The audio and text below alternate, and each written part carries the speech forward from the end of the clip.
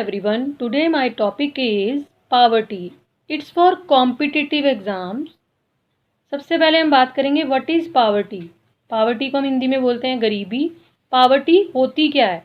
Poverty is a situation in which a person is unable to get minimum basic necessity of life. मतलब कि poverty वो स्थिति होती है या वो सिचुएशन होती है जिसमें कोई व्यक्ति या कोई पर्सन अपनी जो मिनिमम बेसिक नेसेसिटी हैं यानी रोटी, कपड़ा और मकान, फूड, शेल्टर एंड क्लोथ्स, वो तीनों ही नेसेसिटी को जब वो पूरा फुलफिल नहीं कर पाता है, उसके एबल नहीं होता है, तो उसे बोलते हैं पावर्टी. पावर्टी लाइन क्या होती है? पावर्टी लाइन को अगर हमें मेज़र करना है तो कंज्यूमिंग पावर देखी जाती है पर्सन की, कि अगर कोई पर्सन 2300 कैलोरी से कम कैलोरीज को कंज्यूम करता है पर डे, तो उसे हम किसके अंडर मानेंगे? पावर्टी लाइन के under. Now we discuss about types of poverty. Types of poverty कितनी हैं? दो हैं, एब्सोल्यूट पावर्टी और रिलेटिव पावर्टी. एब्सोल्यूट पावर्टी में हम बात करते हैं कि पावर्टी जिसमें हम बेसिक नीड्स के बारे में बात करते हैं, कि हमारी जो बेसिक नीड्स हैं, शेल्टर, क्लोथ्स एंड फूड, वो अगर कंप्लीट नहीं हो रही हैं तो उसे हम बोलते हैं एब्सोल्यूट पावर्टी. और रिलेटिव पावर्टी में हम पर कैपिटा इनकम के बेस पर दो कंट्रीज़ को कंपेयर करते हैं. अगर पर कैपिटा इनकम जिस कंट्री की कम होगी तो वो कंट्री क्या होगी? दूसरी कंट्री से कंपैरेटिवली पुअरर होगी. तो इस टाइप की जो पावर्टी है, जो पर कैपिटा इनकम के बेस पर मेज़र करते हैं हम, उसे हम बोलते हैं रिलेटिव पावर्टी. अब हम फाइंड आउट करेंगे कि पर कैपिटा इनकम कैसे निकलती है. पर कैपिटा इनकम निकालने के लिए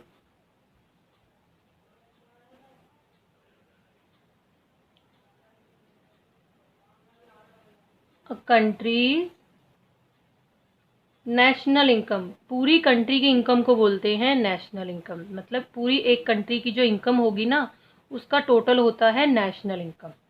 एक कंट्री की income divided by total population of country.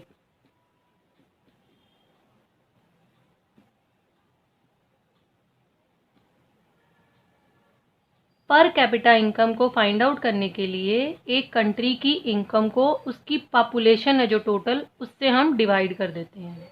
अब नेशनल इनकम क्या होती है? जब तक आपको ये नहीं पता होगा कि आपकी नेशनल इनकम किसी कंट्री की आप कैसे फाइंड आउट कर सकते हो वो क्या होती है, तब तक आप पर कैपिटा इनकम नहीं निकाल सकते. नेशनल इनकम होती है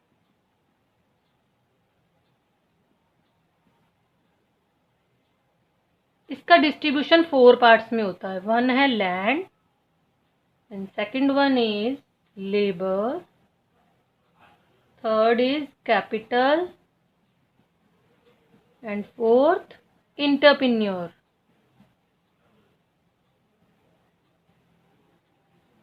लैंड को रिवॉर्ड क्या मिलता है?